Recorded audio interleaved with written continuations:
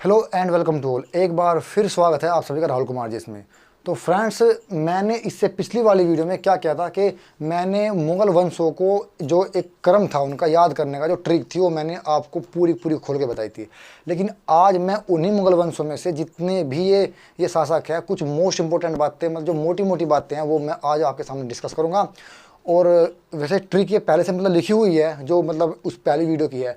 तो चलिए इस ट्रिक को एक बार फिर से खोलते हैं और जो भी डिस्कस होते हैं क्वेश्चन इनसे वो डिस्कस करते हैं। तो चलिए शुरुआत करते हैं। वो ट्रिक मैंने आपको कल मतलब पहले भी बताई थी और मैं आज एक बार फिर रिपीट कर देता हूँ आपको। वो ट्रिक क्या है? वो ट्रिक थी मेरे पास पहले कि बहू आज सो रही है। ठीक है, तो ये मुग़ल वंशों को याद करने की ट्रिक मैंने बताई थी। आप मेरी वीडियो को पहले जो पहले पड़ी हुई है यूट्यूब में, आप उसको देख सकते हैं। तो उसमें क्या था कि इस बहू से हम बै पकड़ेंगे और बै से हम याद करेंगे बाबर को।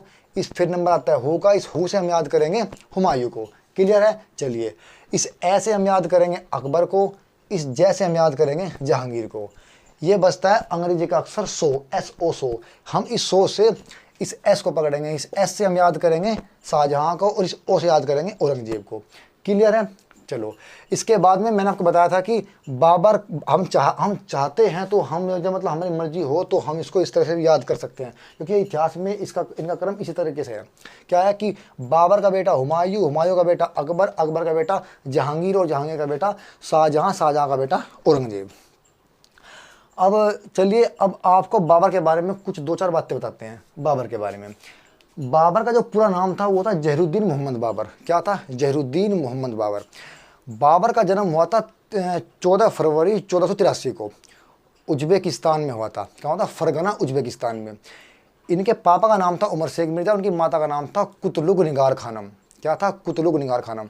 बाबर वैलेंटाइन डे का गिफ्ट कहा जाता है। बाबर को वैलेंटाइन डे का गिफ्ट कहा जाता है। अब वैलेंटाइन डे मनाया जाता है 14 फरवरी को, क्योंकि 14 फरवरी में ये पैदा हुए थे। क्वेश्चन आ सकता है कि बताइए कौन सा इतिहासकार है जिसे वैलेंटाइन डे का गिफ्ट कहा जाता है? तो वैलेंटाइन डे का गिफ्ट के नाम से जो प्रसिद्ध बादशाह है वो है बाबर। बाबर के जो एक सेनापति थे उनका नाम था मीर बाकी। क्या था? मीर बाकी। ये वही मीर बाकी है जो जिसने उत्तर प्रदेश के अयोध्या के अंदर बाबरी मस्जिद का निर्माण कराया था। क्लियर है? ठीक है, इसके बाद देखते हैं कि बाबर ने अपनी आत्मकथा लिखी थी। क्या लिखी थी? तुजुके बाबरी। बाबर ने अपनी आत्मकथा में कृष्ण देव राय सेकंड का भी जिक्र किया था। और बाबर ने अपनी आत्मकथा में मतलब पशु पक्षियों का भी जिक्र किया था। बाबर के प्रसिद्ध बगीचा का नाम था जो काबुल में बनाया था इसने, उसका नाम था मनमोहक। क्या था? मनमोहक। बाबर को तलवार का सिपाही भी कहा जाता है। लेकिन बात आती है कि अगर तलवार का सिपाही बाबर को कहा जाता है, मतलब अगर तलवार का सिपाही बाबर को कहा जाता है तो कलम का सिपाही किसे कहा जाता है? तलवार का सिपाही बाबर को कहा जाता है तो कलम का सिपाही कहा जाता है मुंशी प्रेमचंद को। किसको? मुंशी प्रेमचंद जी को। और कलम का सिपाही रचना है अमृता राय की। यानी 3 क्वेश्चन बनते हैं कि तलवार का सिपाही कौन है? बाबर है। तलवार का सिपाही बाबर है और मतलब कलम का सिपाही रचना किसकी है? अमृता राय की। और कलम का सिपाही कहा जाता है मुंशी प्रेमचंद जी को। बाबर जब मतलब मर गए थे तो बाबर को पहली बार दफनाया गया था आगरा के आराम बाग में। लेकिन बाबर ने अपनी आत्मकथा में लिखा था कि नहीं, अगर मेरी मौत होगी तो मुझे मेरे ही द्वारा चुने गए स्थान पर दफनाना चाहिए, मतलब दफनाना होगा। तो बाबर को दफनाया गया था दोबारा से। कहाँ पे? काबुल के अंदर, उसी के ही प्रसिद्ध बगीचे मनमोहक में। यानी बाबर का जो मनमोहक नाम का बगीचा था वहीं पे ही बाबर को दोबारा से दफनाया गया था। तो 2 बार दफनाए जाने वाला बादशाह था बाबर। तो बाबर से केवल यही मोटी मोटी बातें बनती है। इसके बाद नंबर आता है हुमायूं का। हुमायूं का जो पूरा नाम, हुमायूं का पूरा नाम बनता है क्या? मिर्जा नसीरुद्दीन बेग मोहम्मद हुमायूं।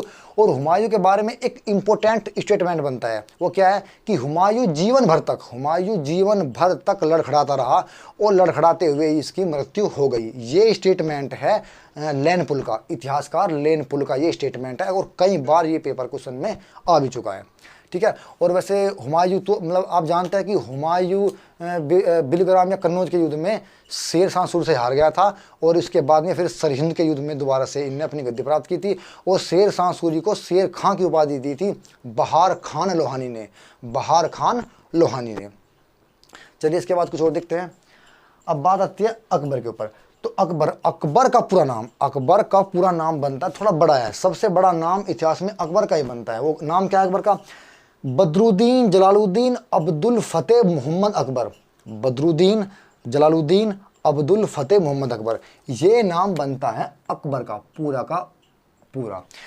अकबर का। अकबर की माता का नाम था हमीदा बानो बेगम, और अकबर के पिता का नाम था हुमायूं। अकबर का जन्म हुआ था पंजाब के राजा वीर साल के अमरकोट नाम के महल में। क्लियर है।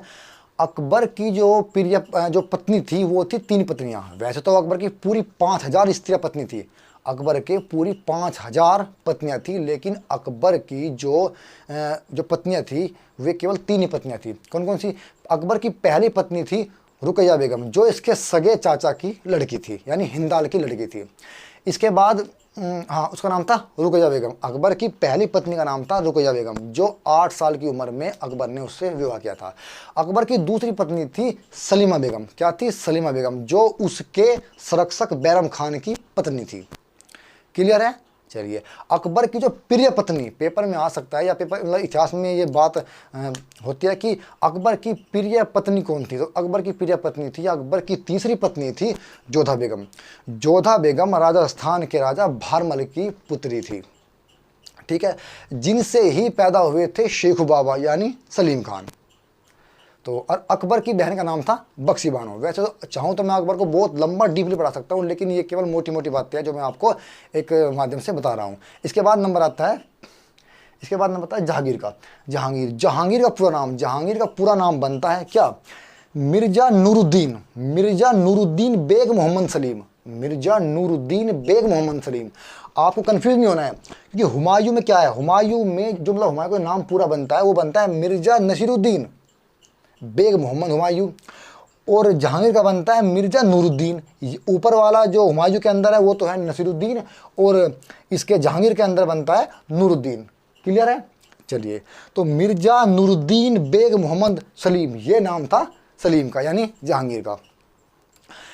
तो इसकी मम्मी का नाम मतलब इसके जो माता का नाम था जोधा बेगम, और उसके पापा का नाम था अकबर।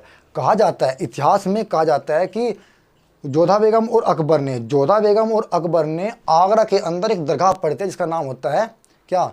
शेख सलीम चिश्ती की दरगाह। शेख सलीम चिश्ती की दरगाह पर अकबर और उसकी पत्नी जोधा बेगम ने माथा टेका था, जिसके रहमो करम से, मतलब उस शेख सलीम चिश्ती की दरगाह पर माथा टेकने के बाद उनके रहमो करम से पैदा हुए थे शेख सलीम, मतलब ये सलीम। तो सलीम के बचपन का नाम शेखू बाबा था। तो जहांगीर मतलब इनका नाम जहांगीर है और इनके बचपन का नाम सलीम था, अकबर के लड़के का नाम। क्लियर है। चलिए, इसके बाद नंबर आता है किसका? इसके बाद नंबर आता है शाहजहां का। तो शाहजहां के जो पिता का नाम था वो जहांगीर था यानी सलीम था, और शाहजहां की जो माता थी, शाहजहां की माता का नाम था जगत गोसाई। क्या था? जगत गोसाई। और शाहजहां के 4 लड़के हुए हैं, दारा शिकोह, औरंगजेब, मुराद बख्श, सासुर जहां। दारा शिकोह, औरंगजेब, मुराद बख्श और सासुर जहां। औरंगजेब कट्टर इसके पुत्र थे, लेकिन औरंगजेब उसके शाहजहां के जो सबसे प्रिय पुत्र थे वो थे दारा शिकोह, जिसे किंग ऑफ लोफ्टी कहा जाता है। इसके बाद हम देखते हैं कि शाहजहां के बारे में कुछ और इंपॉर्टेंट फैक्ट देखते हैं। शाहजहां की पत्नी का नाम था मुमताज़, अर्जुमंदा बेगम बानो जिसे कहते हैं इतिहास में। शाहजहां की पत्नी का नाम था मुमताज़। शाहजहां ने मुमताज़ की याद में ताजमहल बनवाया था। शाहजहां ने मुमताज़ की याद में ताजमहल बनवाया था, और ताजमहल जब बनवाया था तो लगभग 22 वर्ष में बनकर ताजमहल तैयार हुआ था। 20,000 मजदूरों ने काम किया था, और ताजमहल के लिए 28 प्रकार के पत्थरों का प्रयोग किया गया था, और ताजमहल के लिए नीलम नाम का पत्थर का जो प्रयोग हुआ है उसे श्रीलंका से लाया गया था। क्लियर है।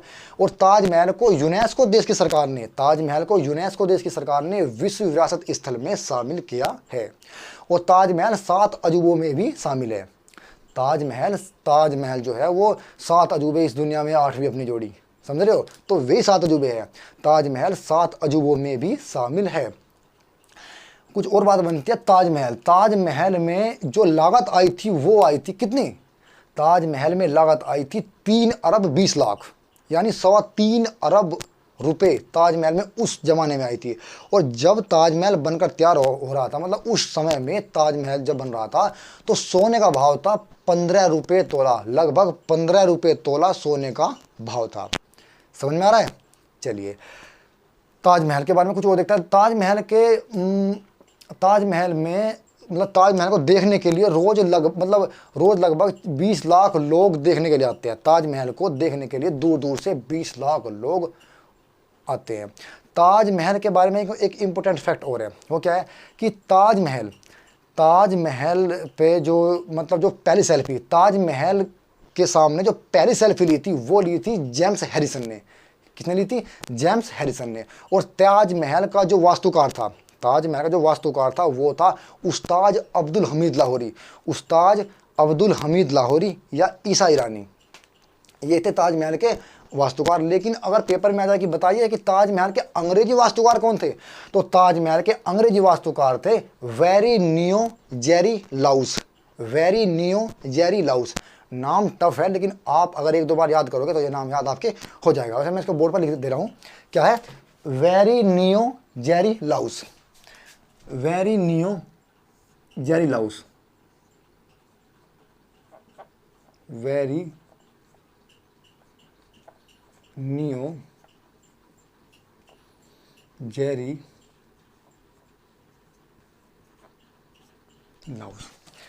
ठीक है। तो मैंने ये लिख दिया है इसके अंग्रेजी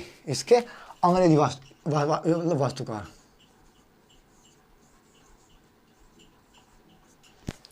तो ताजमहल के अंग्रेजी वास्तुकार है वेरीनियो जेरी लाउस। और ताजमहल के सामने जो पहले सेल्फी ली थी वो ली थी जेम्स हैरिसन ने, ठीक है। इसके बाद नंबर आता है किसका? औरंगजेब का। औरंगजेब का भी नाम कुछ कम बड़ा नहीं है, औरंगजेब का भी नाम काफ़ी बड़ा है। क्या नाम है? अबुल मुजफ्फर मुहिउद्दीन मुजफ्फर बादशाह गाजी औरंगजेब बहादुर आलमगीर। अबुल मुजफ्फर मुहिउद्दीन मुजफ्फर बादशाह गाजी औरंगजेब बहादुर आलमगीर, ये नाम था औरंगजेब का, ठीक है। औरंगजेब जो था मतलब जिसके पिता का नाम था वो शाहजहां था, और इसकी मम्मी का नाम यानी इसके माता का नाम था क्या? इसकी माता का नाम था मुमताज। और औरंगजेब की पत्नी का नाम क्या था? औरंगजेब की पत्नी का नाम था क्या?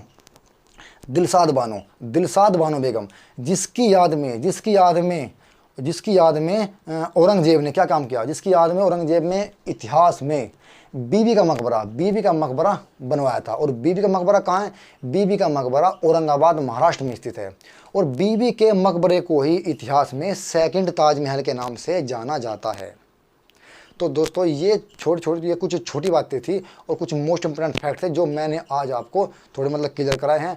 अगर आपको हमारी वीडियो अच्छी लगती है तो आप हमें यूट्यूब पर सब्सक्राइब कर सकते हैं। तो आप इसका स्क्रीनशॉट लीजिए।